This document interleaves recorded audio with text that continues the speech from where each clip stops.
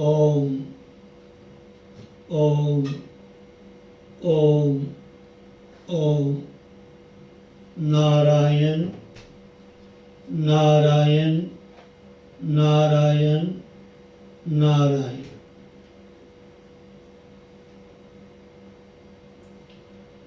बहुत ही हम सबके लिए, विशेषकर भारतवर्ष में रहने वाले जितने भी सनातन धर्म को मानने वाले,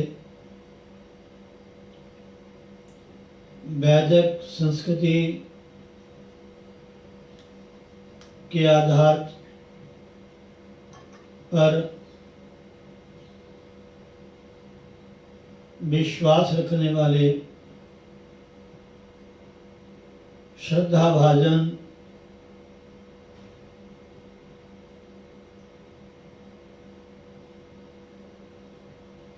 आप सभी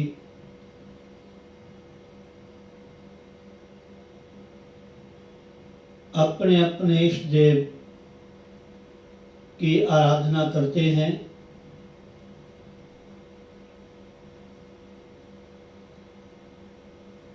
आप भले किसी भी इष्ट की उपासना करें, उनकी आराधना करें, उनकी पूजा वंदना अर्चना करें, ऐसा शास्त्र कहता है। ये सब की हुई जो आपकी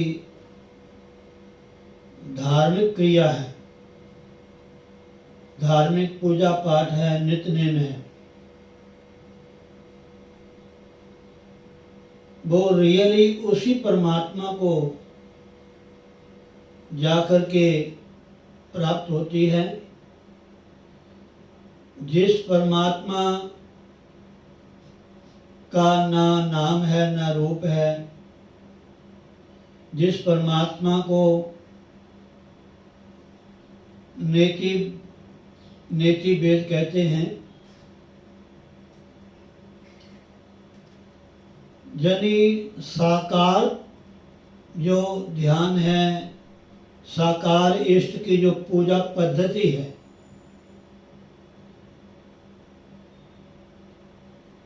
ये भी उसी परमात्मा की पूजा है जिस परमात्मा को हम एक व्यापक तत्व के रूप में सुनते हैं, पढ़ते हैं या जानते हैं। वो निराकार परमात्मा ही जो घट घट में विद्यमान है, वो परमपिता परमात्मा ही अनेक रूपों में अभिव्यक्त है। मैं कभी कभार एक पौराणिक श्लोक है उसको मैं बोलता हूँ। एक आत्मनो ही भिन्न रूपान लोक रक्षक तत्परान। एक आत्मनो ही भिन्न रूपान लोक रक्षक तत्परान। शिव विष्णु शिवा सूर्य हे रंबान प्रणमामि हूँ। एक आत्मा मतलब जो परमात्मा है, संसार को चलाने के लिए, संसार की व्यवस्था ठीक रूप से चले,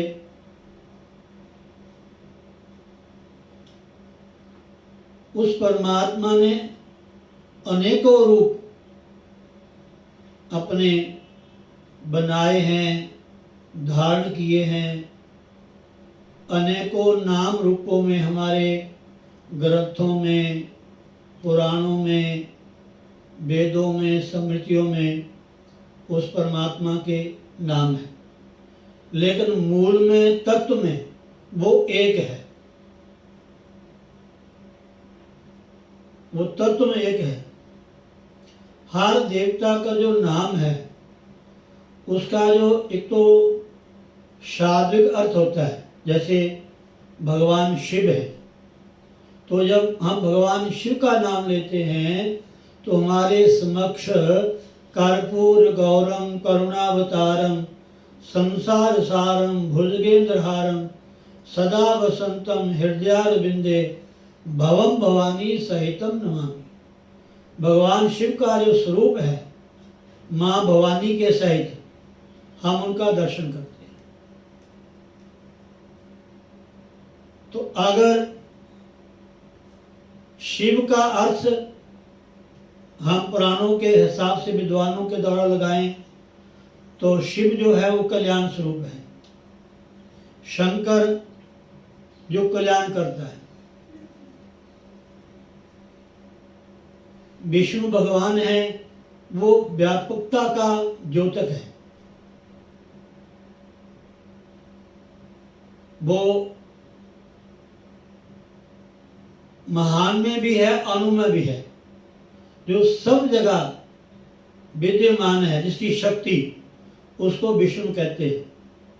भगवान श्री कृष्ण का नाम, उसका भी यही अर्थ निकलता है, चाहे भगवान राम है, भले भगवान गणेश हैं, भगवान सूर्य हैं, ये पांचों देवता शिव विष्णु शिवा सूर्य हे रंबाण प्रणमाभ्यम, उस परमात्मा ने संसार को या संसार की व्यवस्था चलाने के लिए अपने अनेकों रूप बनाए हैं।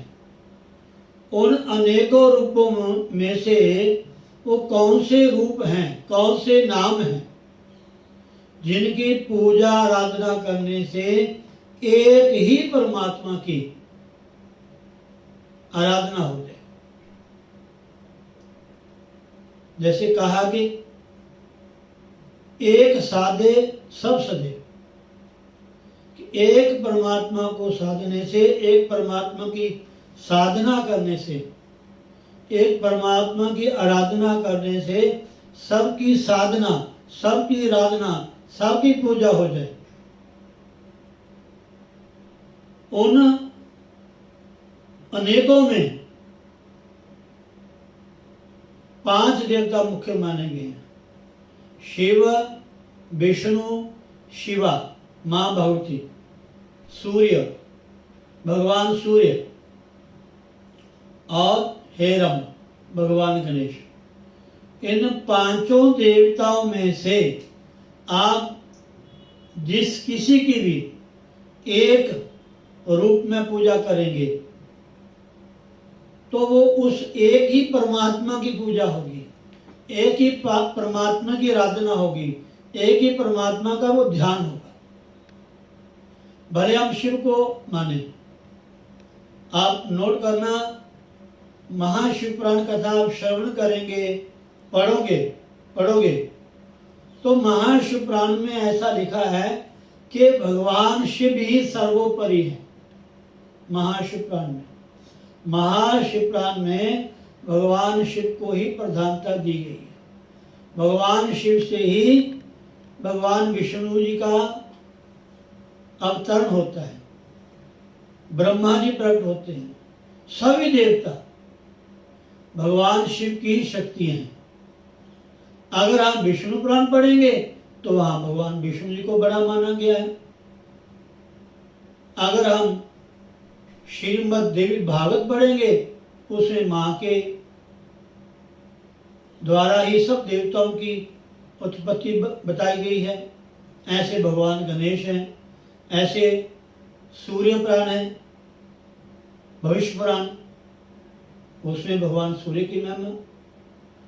तो मतलब कहने का भगवान परमात्मा एक है, उनके नाम अनेक हैं, रूप अनेक हैं, जिस नाम को लेकर के, जिस रूप को लेकर के जो साधक जन हैं, जो भगत जन हैं, जिस रूप में उस परमात्मा की पूजा आराधना करते हैं, उसी रूप में परमात्मा उनको दर्शन देते हैं।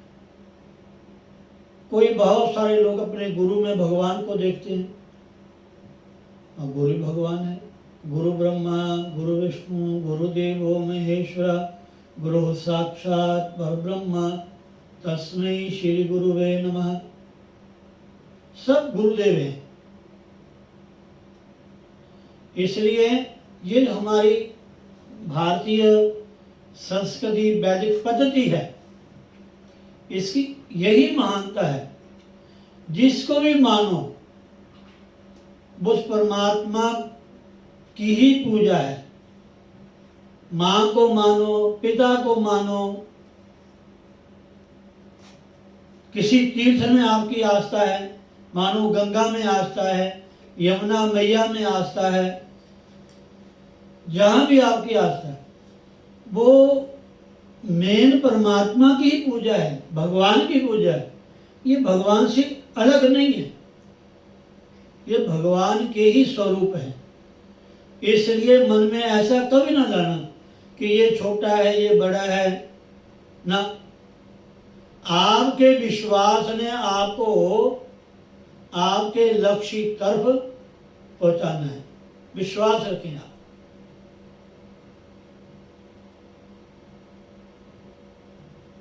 जैसे गीता में लिखा है, यदा यदा ही धर्मस्य ग्लानिर्भवति भारत अभ्युत्थान धर्मस्य। यदा यदा ही धर्मस्य ग्लानिर्भवति भारत। जब जब भी धर्म की हानि होती है तो भगवान कहते हैं धर्म के अभ्युदय के लिए, धर्म की रक्षा के लिए मैं वहां अनेकों रूपों में अवतरित होता हूं। इसलिए ध्यान रखना, जो हमें संत कहते हैं, जो गुरुजन कहते हैं, जो ग्रंथ कहते हैं, उन बातों को हमें मानना चाहिए और विचार करना चाहिए। और इतना विश्वास हो कि जो संत महात्मा सदग्रंथ कहते हैं वो बिल्कुल सत्य बात है। जैसे गुरबानी में हमने सुना है, पढ़ते भी हैं कि 24 अवतार धार्यो जानकी करे सहाय, राम कृष्ण पूर्ण भय महिमा कही न जाए। उस निराकार परमात्मा ने अपने जन, अपने भक्तों की रक्षा के लिए अनेकों अवतार लिए हैं। जहां जिसकी जरूरत पड़ी परमात्मा उसी रूप में वहीं अपने साधक के, अपने भगत के समक्ष प्रकट हो गए। बाकी भक्त की भावना है, भक्त का विश्वास है। आपके विश्वास ने, आपकी श्रद्धा नहीं, आपको भगवान से जोड़ना है, भगवान को मिलाना है। इसलिए आप देखो, श्रावण का महीना है। वैसे तो भगवान की पूजा नित्य करनी चाहिए, लेकिन कोई पर्व, कोई तिथियां ऐसी होती हैं उसमें पूजा आराधना करने का ज़्यादा महत्व है। वही बात आ गई ना, जैसे माना श्रावण का महीना है तो बहुत सारे शिव भक्त जो हैं पूरा श्रावण में व्रत रखते हैं, शिव पूजन करते हैं, अभिषेक करते हैं, महामृत्युंजय का पाठ करवाते हैं। उनकी धारणा है कि हमने ये जो श्रावण महीना है, और ये है भी सत्य, सावन महीने में भगवान शिव की पूजा का बहुत ही महत्व है। भले आप जब मर्जी भगवान शिव की पूजा करो, जब मर्जी मंदिर में जाओ, नित्य प्रति जाना चाहिए। लेकिन ये जो हमारे ग्रंथों में पुराणों में लिखा हुआ है कि जो श्रावण मास है इसका बड़ा महत्व है। आप लोग कभी समय लगे तो श्रावण मास की किताब छोटी सी मिलती है, श्रावण मास महात्म्य, माघ मास महात्म्य, बैसाख मास महात्म्य, कार्तिक मास महात्म्य, पुरुषोत्तम मास महात्म्य। इन कथाओं को पढ़ने से आपको पता चलेगा कि इन दिनों में कितना महत्व है। अगर आप नित्य प्रति ऐसी पूजा आराधना धार्मिक कार्य ना कर सको तो कोई ऐसे निश्चित तिथियां हैं, बार हैं, महीने हैं, ऐसे पर्व हैं, उन दिनों में तो हमें भगवान की आराधना पूजा तो करनी चाहिए ना। अगर सोमवार का हम व्रत रखते हैं तो सोमवार का व्रत रखने वाले साधक के लिए, पूजक के लिए चाहिए कि सोमवार के दिन सिवाय भगवान शिव के उनका ध्यान कहीं और नहीं। ये मत सोचो कि आपने अन्न नहीं खाया, आपने ये छोड़ दिया ना। व्रत नाम संकल्प का है, व्रत नाम व्रताने का है।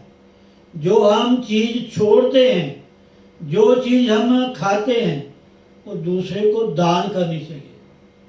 आज मैंने अन्न नहीं खाया तो कल सुबह किसी विद्वान ब्राह्मण को भोजन करा के ही हमें व्रत खोलना चाहिए, ऐसा विधान है। जहां भी आपकी आस्था है, जो भी आप करते हो, जो भी संकल्प आपने लिया, 1 दिन का लिया है, 3 दिन का लिया है, 5 दिन का लिया है, उसका विधान है।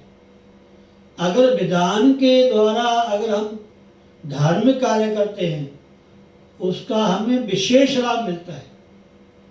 लाभ तो मिलता ही है, कोई भी अच्छा कार्य करेंगे उसका लाभ हमें मिलेगा ही मिलेगा।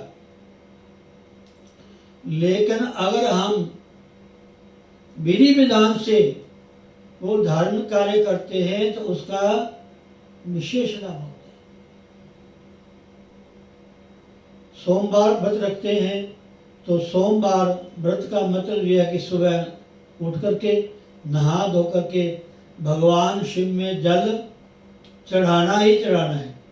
वहाँ थोड़ा समय बैठ के भगवान शिव का ध्यान करना ही करना है, तब लाभ है।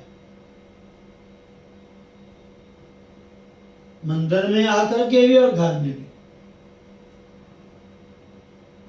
व्रत रखने, जिस दिन व्रत हो उस दिन हमें ये ध्यान देना चाहिए कि बिना जल चढ़ाए, बिना भगवान शिव की पूजा किए और बिना व्रत की कथा सुने हमें अन्न ग्रहण नहीं करना चाहिए। जो भी आप फल लेते हैं, दूध लेते हैं,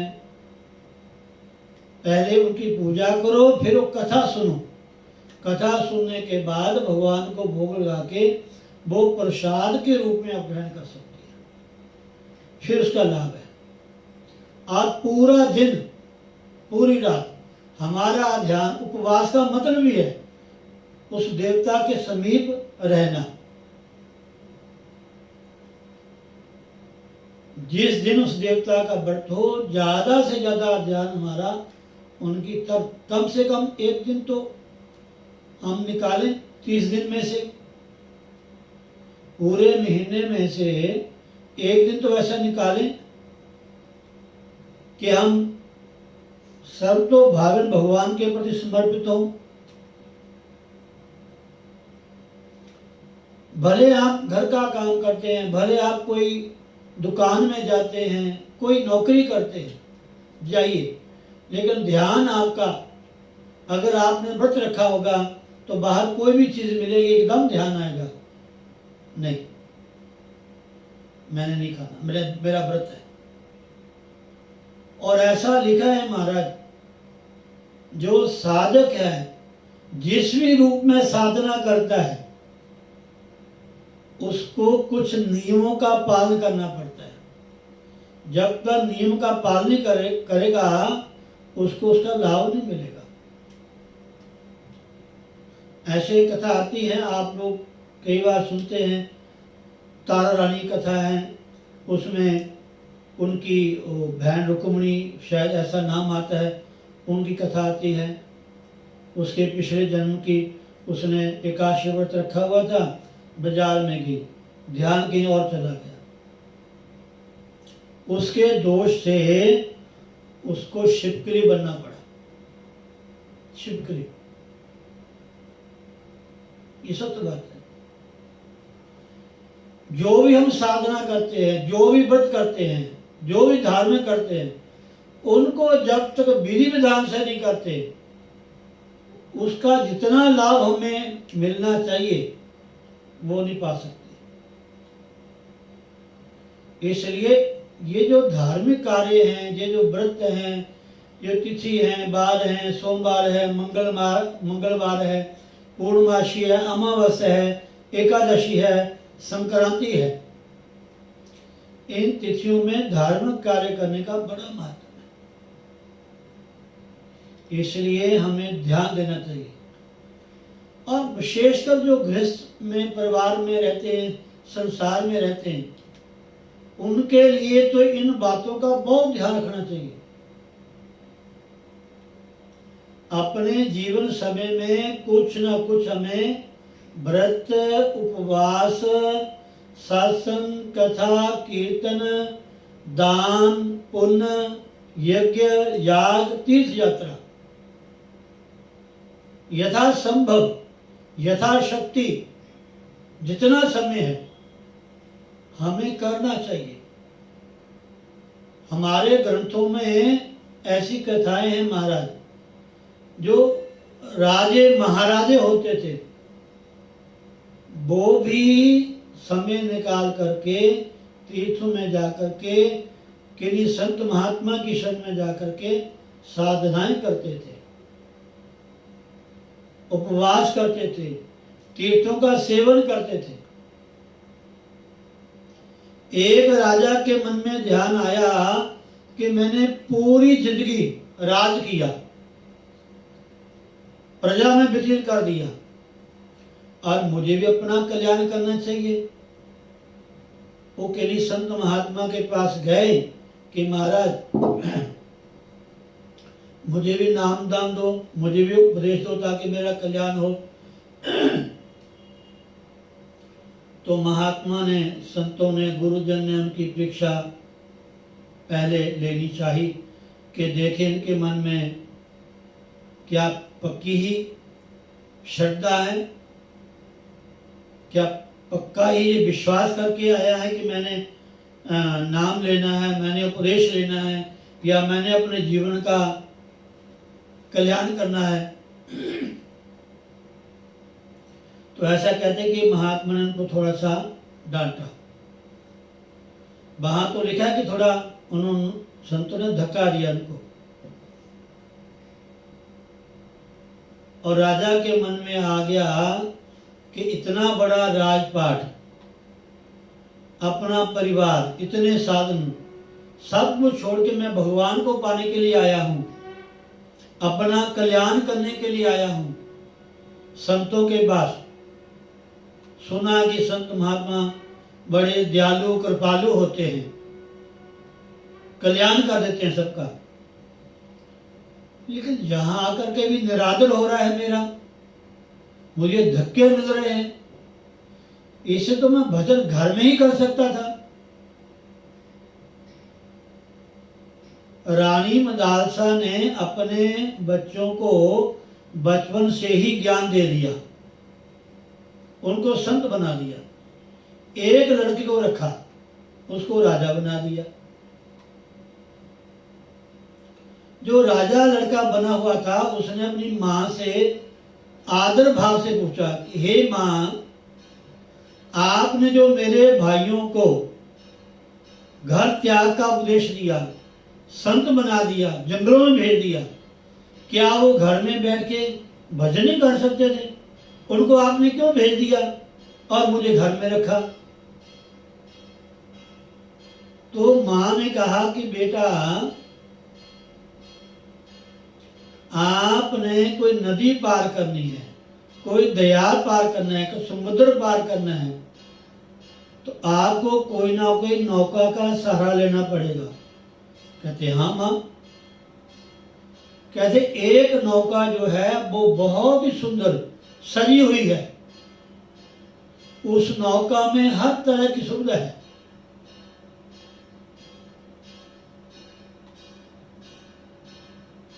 लेकिन उसमें अगर कोई छिद्र हो तो क्या तुम उस नौका में बैठना चाहोगे? कहते नहीं मां। और कहते एक नौका बिल्कुल देखने में साधारण हो, सादी सी हो, और उसमें कोई छिद्र ना हो। कहते हाँ मां, उसमें तो बैठना चाहिए, वो तो नौका हमें पार कर देगी। तो कहते बेटा, ऐसे घर में रह कर के इंसान के मन में अनेक तरह के छिद्र होते हैं, काम के, वासना के, क्रोध के, राग के, द्वेष के। भजन करने के लिए, साधना करने के लिए, उस परमात्मा को पाने के लिए, संसार सागर से पार जाने के लिए अपने शरीर के माध्यम से साधना करनी पड़ती है, ताकि उसमें किसी प्रकार का जो विकार है, विचार है, वो पैदा ना हो। अगर महात्मा बन के महात्मा के मन में ध्यान रहा कि मैं गृहस्थ होता तो अच्छा था, अगर गृहस्थ के मन में ये बात आ गई कि ये महात्मा अच्छे हैं, घर तो झंझट है, तो भी कल्याण नहीं है। ना सुख बिच गृहस्थ दे, ना सुख छड़ गया, है सुख बिच विचार दे, सतगुरु शरण दिया। तो जब राजा के मन में आया कि मैं घर राजपाट छोड़ करके, इतने आराम छोड़ करके मैं संतों की शरण में आया हूं अपना कल्याण करने के लिए, तो जहां भी मेरा निरादर हो रहा है, इसलिए मैं घर में अच्छा था, मन के पीछे लग गया, आ तो गया, लेकिन मन को अपने गुरु के चरणों में अर्पण नहीं किया। राजा वापस अपने राज महल में जा रहा था, जंगल का रास्ता था, तो एक कोई औरत सिर पे घड़ा रखा हुआ और उसमें पानी भरा हुआ, तो घड़े से आवाज आई कि मैं एक बियाबान जंगल की मिट्टी थी, कुम्हार आया, उसने अपने खुदाल से जमीन को खोदा और उस मिट्टी को टुकड़े टुकड़े किए, फिर पानी में भिगो के रखा। उसके बाद उसने उस भीगी हुई मिट्टी को अपने पैरों से दबाया, मिलाया, पानी और मिट्टी को एक किया। फिर कुम्हार ने उस मिट्टी को लेकर के अपने चक्के पे चढ़ाया, फिर घुमाया, घुमा करके फिर उन्होंने एक घड़ा बनाया, उस मिट्टी को घड़े का आकार दिया, फिर मुझे धूप में सुखाया, धूप में सुखा करके फिर भी उस कुम्हार को तरस नहीं आया, उसने जलती हुई आग में मुझे तपाया, तब जाके मैं पक्का हुआ। इतने कष्ट सहने के बाद भी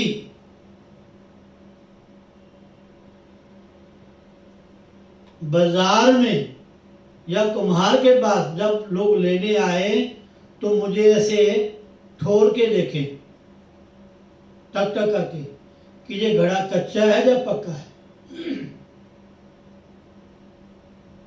और फिर भी मोल मेरा क्या हुआ? टका। उस समय कम मोल होगा घड़े का। तो घड़े से आवाज आ रही है, इतना कष्ट सहने के बाद फिर जो मेरे घड़े में पानी भरा है, उस पानी को जो भी पीता है वो अपने आप को बिल्कुल ठंडक महसूस करता है, शीतल महसूस करता है। तो जब यही संसारी जीव किसी संत महात्मा सदगुरु के पास जाकर के साधना करता है, हर विकारों को जीतने का वो परिश्रम करता है, जीतता है, काम को, क्रोध को, लोभ को, भूख को, प्यास को, गर्मी को, सर्दी को, मान को, अपमान को। साधु बनना कोई आसान नहीं माता बहनों। एक बार कोई महात्मा भिक्षा मांगने गए गांव में।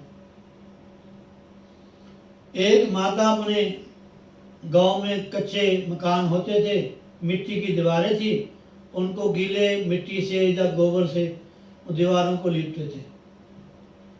तो माता दीवार को लीप रही थी, किसी बर्तन में गोबर या मिट्टी मिला करके उसमें थोड़ा कपड़ा डाल करके और उसको लिप रही थी दीवार को। तो महात्मा गए, उन्होंने भिक्षा मांगी और माता जी ने ध्यान नहीं दिया। और संतों ने एक बार कहा, दो बार कहा, तीन बार कहा। माता को गुस्सा आया। माता ने कहा, तेरे को दिखाई नहीं देता कि मैं काम कर रही हूं? इतना तू तंदुरुस्त है, मांग के खाने की तुझे आदत पड़ी हुई है, क्या वो काम नहीं कर सकता? पर महात्मा खड़े रहे। महात्मा ने कहा कि इस माता से आज हमने कुछ लेके जाना है। जब महात्मा नहीं गए तो माता ने गुस्से से वो गोबर मिट्टी का जो कपड़ा था, जिसमें मिट्टी गोबर पानी मिला हुआ था, उठा करके महात्मा के तरफ फेंका। और महात्मा ने वो कपड़ा लिया, उसको भिक्षा समझ लिया। उन्होंने जा करके उस भीगे हुए कपड़े को पानी में निचोड़ा, चंगी तरह धोया, धो करके उसने मिट्टी गोबर निकाला, निकाल करके उसको सुखाया। सुखाने के बाद उस महात्मा ने उस कपड़े की बत्तियां बनाई, बत्तियां बना करके उन्होंने जहां आश्रम में रहते थे उस आश्रम में दीवे में बत्ती डाल करके, तेल डाल करके, उस प्रकाश में उस महात्मा ने पाठ किया। पाठ तो करते ही थे, भजन करते थे। जब वो कपड़ा बत्ती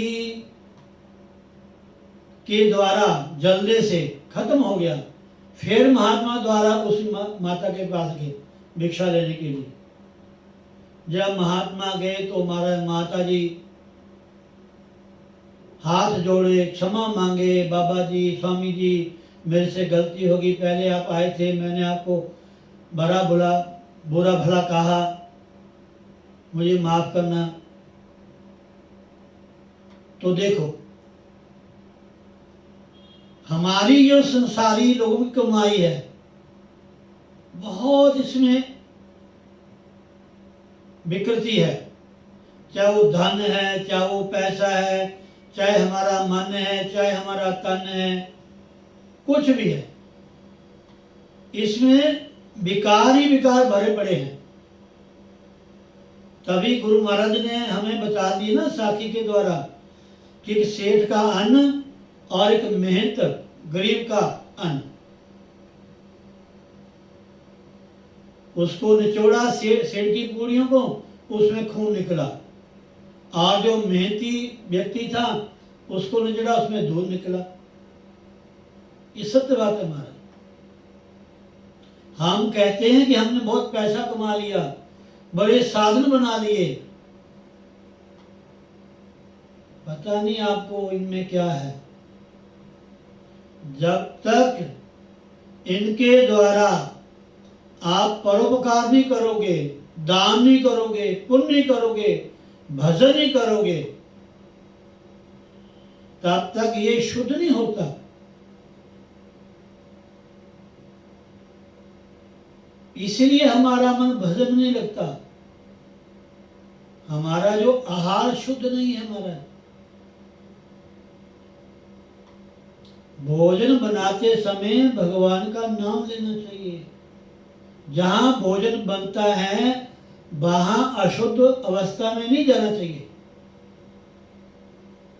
अशुद्ध अवस्था में नहीं जाना, अशुद्ध होकर भोजन नहीं बनाना। और भोजन बनाते समय आपके जो मन की वृत्ति है वो सात्विक होनी चाहिए, तब अन्न आपका शुद्ध होगा। जो धन धर्म में लगेगा वो धन शुद्ध होगा। जिस तन से हम भजन करेंगे, जिस मन से भगवान का चिंतन करेंगे, वो तन भी वो मन भी तभी शुद्ध होगा। अगर हम कुछ साधना करेंगे, भजन करेंगे, समझे नहीं?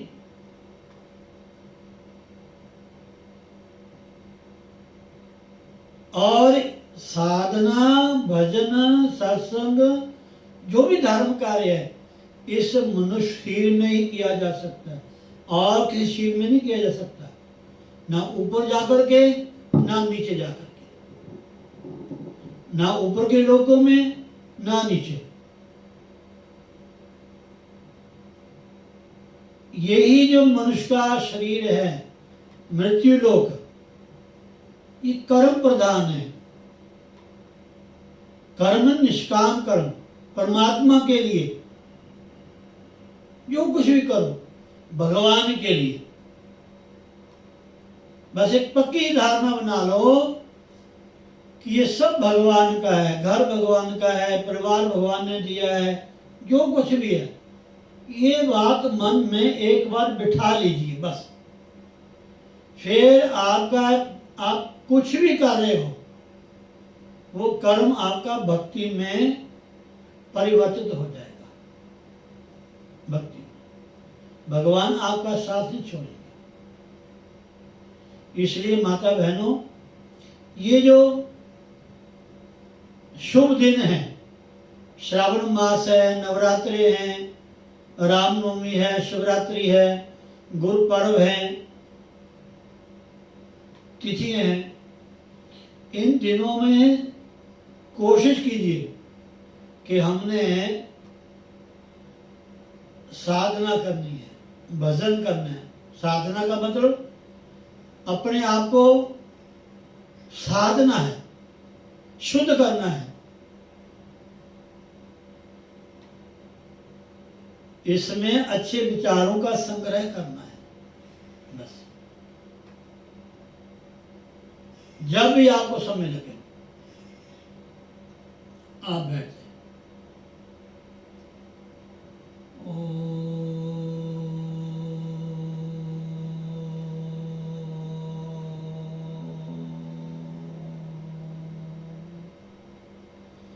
भगवान शिव का परिवार देखो कैसा है।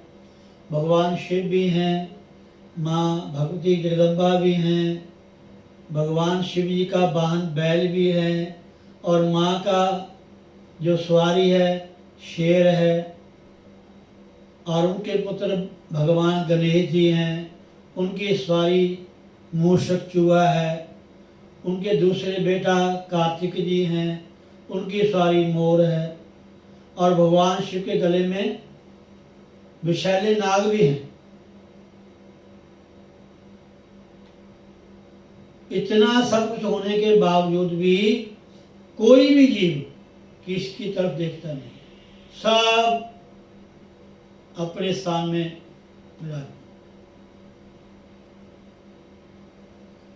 नहीं तो इन चीजों का आप देख लेना, मोर का शाम का, चूहे का शाम का, शेर का बैल का, कितना बैर है। लेकिन भगवान शिव के घर में एक भगवान शिव का परिवार ही ऐसा है जो हमें बहुत ही तरह की शिक्षाएं देता है। अगर आप भगवान शिव के शरीर को ही ध्यान करेंगे तो पता चलेगा। भगवान के चंद्रमा है मस्तक में, ऊपर शीश में गंगा है, रुद्राक्ष की माला है, त्रिशूल है, त्रिनेत्र हैं भगवान, भस्म लगाई हुई है, सर्पों का नाव का शिकार किया भगवान ने, और रहते कहाँ हैं? कैलाश में। कोई महल नहीं, कोई मकान नहीं, कोई व्यवस्था नहीं, खुले आसमान में। और जो भी उनको मानते हैं, जो भी उनकी पूजा करते हैं, उनको भगवान ना जाने क्या क्या देते हैं, भोले भंडारी। समझे नहीं? इसलिए जो भी देवता है जिसको मानते हो उसके माध्यम से हमें कुछ ना कुछ शिक्षा लेनी चाहिए। भगवान गणेश को मानने वाले, भगवान गणेश से हमें शिक्षा लेनी चाहिए। राम को मानने वाले, कृष्ण को मानने वाले, माँ भगवती जगदम्बा को मानने वाले,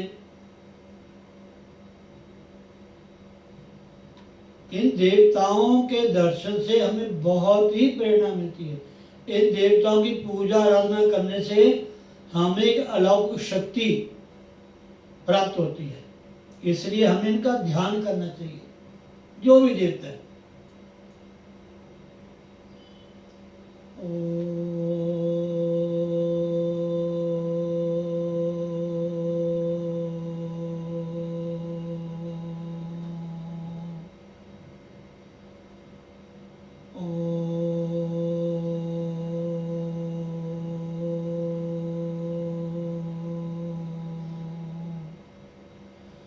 और हमारे विद्वान संत महात्मा ग्रंथ ये सब बताते हैं, लिखा हुआ है। दूध चढ़ाने का क्या महत्व है, चावल क्यों चढ़ाए जाते हैं, तिल क्यों चढ़ाए जाते हैं, कच्ची लस्सी का क्या महत्व है, धतूरा, भांग, बेलपत्री, पुष्प, ये जो निराजन आरती करते हैं इसका क्या महत्व है, ये क्यों करनी चाहिए। भगवान शिव के मंदिर में घंटा लगा हो, इसका क्या महत्व है। आजकल तो मंदिर बहुत दरवाजे ऊंचे, पहले दरवाजा नीमा होता था, जो पहला एंट्री गेट होता था वो सबसे नीमा होता था, नीमियों के जन। वहाँ कछुआ है, वहाँ नंदीगण है, नंदीगण बाहर क्यों है, कछुआ बाहर क्यों है, भगवान के हाथ में त्रिशूल क्यों है, भगवान हमेशा खड़े क्यों रहते हैं। ये सारी कथाएं हैं हमारे पुराणों में, दिन के बारे में, रात के बारे में, सुबह के बारे में, दोपहर के बारे में, रात, ये संध्याएं हैं, 3 संध्याएं, इनका क्या महत्व है, सब कथाएं हैं हमारे। जब हम पढ़ेंगे सुनेंगे तब हमें ज्ञान होगा। समझे नहीं? तो बहुत अच्छी बात है। ये श्रावण का मास है, महीना है। मैं यही कहूँगा, पहले भी कहा कि इस महीने में आप प्लीज मंदिर में जाएं और थोड़ा अपना ध्यान भी रखें। जैसा माहौल आजकल चल रहा है, बिना मुंह ढके, बिना दूरी रखे, ये ध्यान रखें। जय श्री राधे, जय श्री राधे, जय श्री राधे। बोलो सतगुरुदेव भगवान की जय।